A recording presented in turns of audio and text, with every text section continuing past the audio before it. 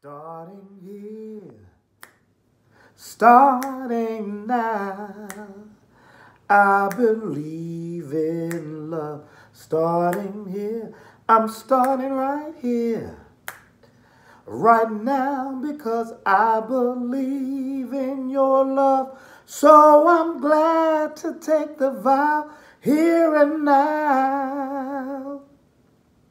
I promise to love faithfully, faithfully, 'cause your love is all I need. Hey, what's up, y'all? This is Ty.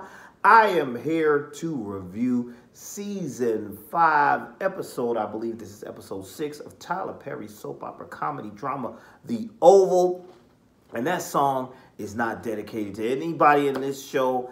That song I just sang just now is dedicated to me, because your boy just got back from Jamaica, man, where I sang at a wedding, a beautiful wedding in Jamaica, and I sang that song. I didn't butcher it the way I'm butchering it right now, but that's okay. You know, I come on here and mess up songs. So it was great. It was a great experience. I got a little tan. I had a great time. I put my shades on just now because they had me feeling like a superstar, because I sang on the beach at the resort, right? And everybody, they had the microphone on the beach.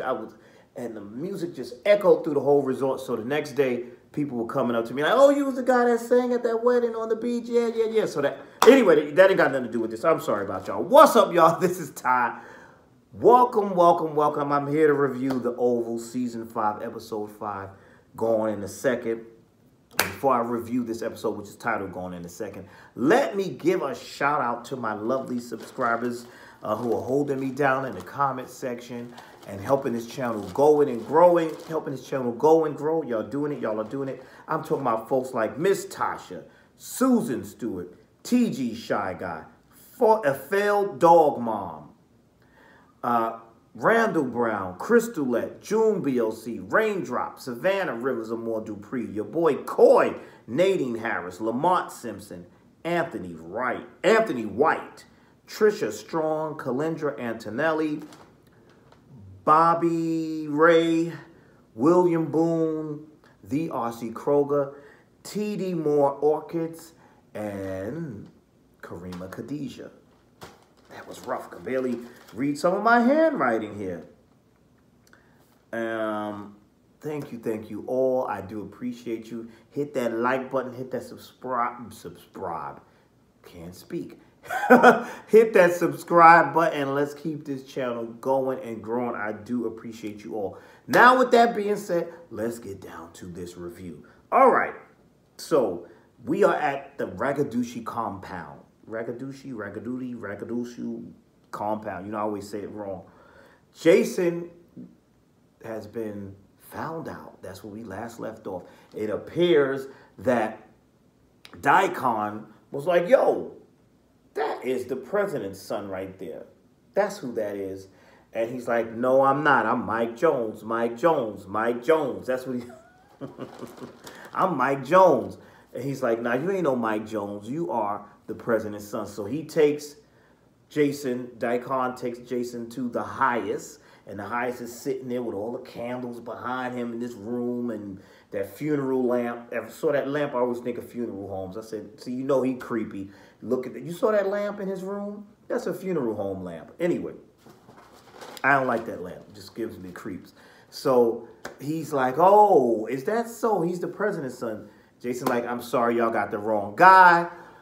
Daikon has to go check it out. Daikon goes to check it out. The highest is offering Jason breakfast. Jason says, "No, bro, I don't need no breakfast, but what you can do is get me a phone so I can make some phone calls so I can get back to my uncle."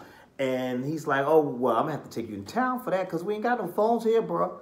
The Ragadushis don't have no phones." And I'm like, "They ain't got no phones and the Ragadushi can't?" The Most High know he got a phone somewhere. I just don't believe this. Or the highest, I'm sorry. He know he got a phone somewhere. But he tells him, you know, "Okay, unfortunately, right now, we can't help you." That's what he basically tells him. He says, we're going to have to take you into town for the phone. So while he's saying that, Daikon comes back, says his story checks out. I looked on the internet, and he is not the president's son, although he does look like him. And then they had this whole banter, which I thought it was like, I thought they were speaking in code, Daikon and the highest.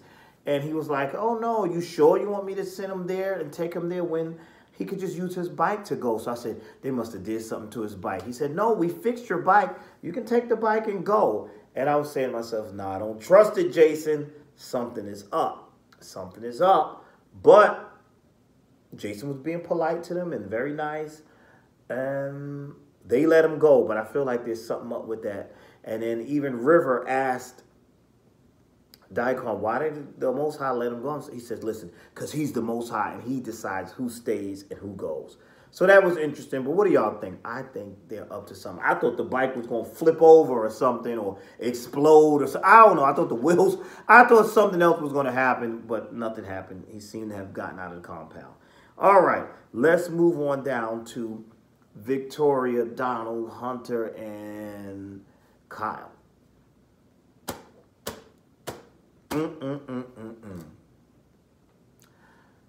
They're trying to get the president up. Donald's trying to get the president up and running so that they can take him on a press conference, to the press conference, so he can get back in power.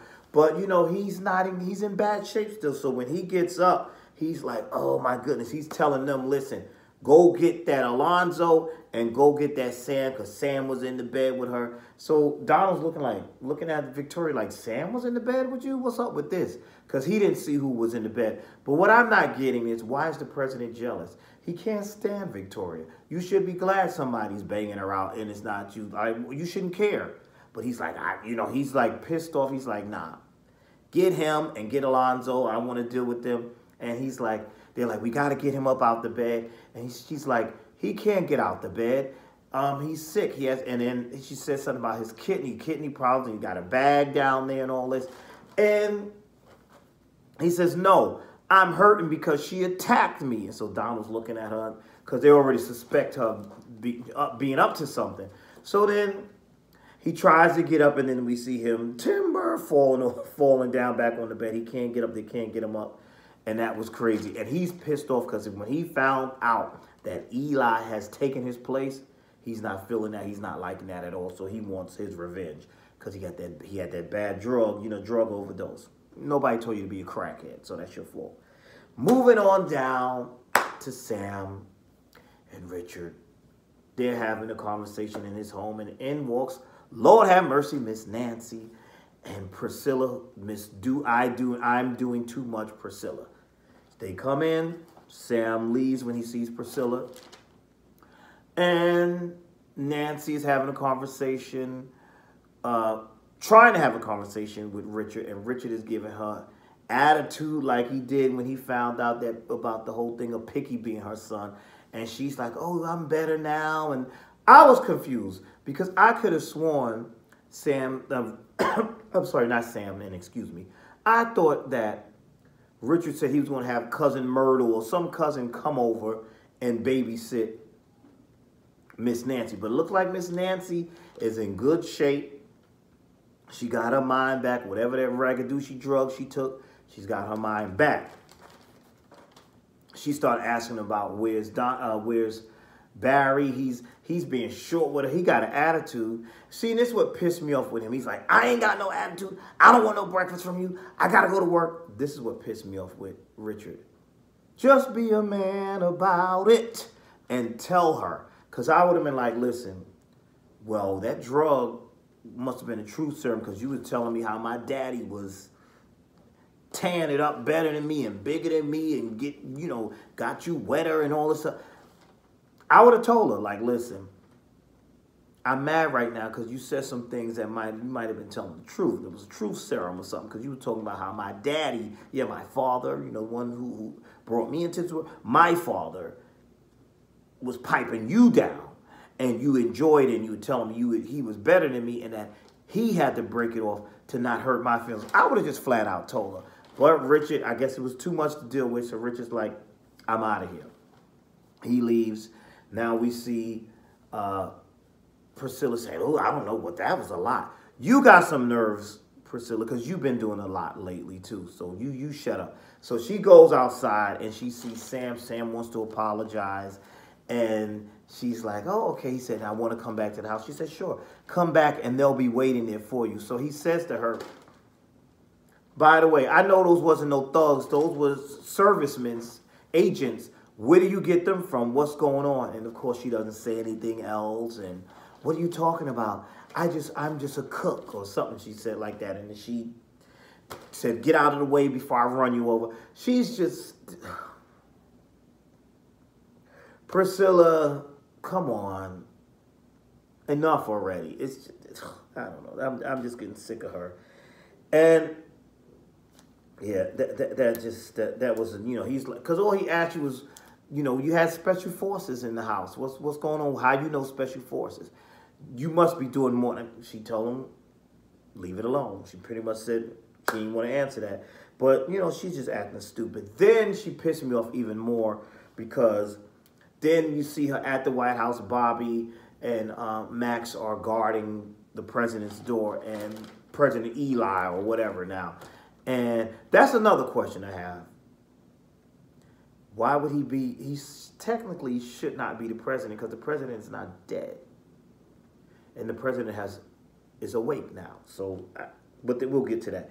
Anyway, Priscilla's being really stupid all up in Bobby's face. Now, you just get cold feet the other day. Now you're all up in his face. He's skinning and grinning like he want to do something again. What's the name was like, what's wrong with you, dude? Did you not learn? Next time it's going to be more than rubber bullets. Oh, I'm going to get my revenge. Both of y'all are stupid and need to sit down because that's just ridiculous. She had cold feet the last time. Now you ready? I didn't like that. I didn't really like that. Then we had the first lady visiting Eli, and she's like, she wants to get it on, and he told her, listen, this is not the time right now. We almost got caught. She said, no, Hunter is not suspected. Hunter doesn't think it was you. He doesn't know it was you because Hunter thinks it was Sam. And she's trying to get it on in the Oval. And he's like, no, we got to be cautious. And he says, plus, I got to let my wife out of there because I can't let her know that that I'm down with this. And she can't know this. And I'm like, all of this is just stupid. And Victoria's upset because she's like, you shouldn't really be letting her know. You shouldn't be letting her out and all this stuff. And I was like, I didn't like that. I didn't like that. What else happened in this episode? Dale was at Alan's house. Alan calls from the Fed's phone trying to talk in code. But I have to agree with Dale. You can't be in that much code because you're using their phone and telling them what's going on. But he said, listen, just take this information, just relax, stay in my home for now. Because Dale's like, I might be in some kind of trouble too. Because we saw what Kareem's cousin did, kind of framing Dale. And he's like, I might be in some trouble too. And Alan's like, oh, don't worry about it. Just lay low in my house, blah, blah, blah. But dude, you're on a phone that belongs to someone else. So I'm sure they listened and heard all of that stuff. But that was really interesting. Then we get to this whole thing with the press conference. And they had the press conference and Victoria comes out. And she comes up with, oh, yes, my husband is awake. He did awake. He took the wrong medication. He took it twice. He mixed himself up. He's doing better now. And Eli here is just temporarily, so that answered my question. He's temporarily stepping in and helping out and going to make some decisions, you know, handling things like that. So then he goes on and the press is asking Eli questions. Wait, I thought you said he was corrupt. Are you two friends now? He said, I was wrong about that. And bottom line is we got to work on his health and what's better for the country. And the country's in good hands, blah, blah, blah. So I don't know what the play here is now. I guess it's because he's awake and now we got to play this thing this way. Oh, yes, he's awake and he really wanted to come downstairs, but, you know, he couldn't and all this other stuff. So that's where they left at. Then we go back and we see Bobby and Max, and they're speaking to each other, and they're up to something. They're on to Eli, and Eli's, I guess, on his way to the bunker. Then we see Bobby go down to the bunker and speak to that agent, and he's like, I need to clear this bunker to check to see what's in there. And the guy's like, ain't but nothing in here, nothing to see here, and I can't let you in. He said, well, why can't you let me in? Ain't nothing in there, right? So what's the problem? You should be able to let me in. And he's like, no. He said, okay, great. He's not letting me in. He said, there's a new all that. They went through all that banter, and that was that. Then they take us back upstairs to the crackhead. The crackhead is in bed, and he's demanding to see Scary Lonzo. Lonzo comes in the room, and he tells Donald, the president's telling Donald, hand me your gun. Donald's like, no, don't do it. And he's telling Kyle, do not hand him that gun. Kyle hands him the gun. Alonzo's standing like an idiot. What's going on here? First of all, somebody saying, hand me a gun, and these are shady people. I'm going to be on guard. Like, what? Let me get up out of here. Come on. But he's like, hand me your gun. He hands him the gun. Alonzo's looking crazy. And the president bust a few shots off into Alonzo. I would say he's dead, but I'm thinking more than likely he's not, because he's Secret Service.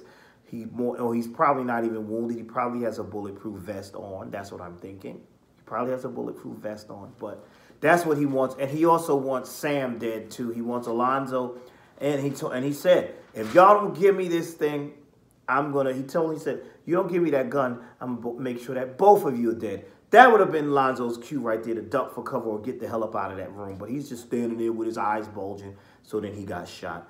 And that's where the episode left off at. This episode was not as exciting as I would have liked it to be. But tell me your thoughts. What did you think about this episode? Where is Jason going? What is the plan? I'm confused. I don't know what the end game is now. I don't know what's going on whose side, who's good, who's bad. It's so much twists and turns. But I want to know where Jason is going. I want to know what is next in this plan. And and with Priscilla, with her people, wasn't her people investigating Hunter and all of them? What are they doing? What's going on with that? There's just so many things that needs to. Where the hell is Sharon? We still haven't seen Sharon. They haven't shown her. And it looks like next week, I believe. Excuse me again. Looks like next week Kareem is going to wake up, but that's all. Kareem is going to be up, and it looks like somebody's going to confront him or whatever. But that's all I have for now. Tell me your thoughts. What did you think of this episode? Let me know if there was something I missed. And that's it. I will see you all in the next video. So like, comment, subscribe, and I will see you all in the next video.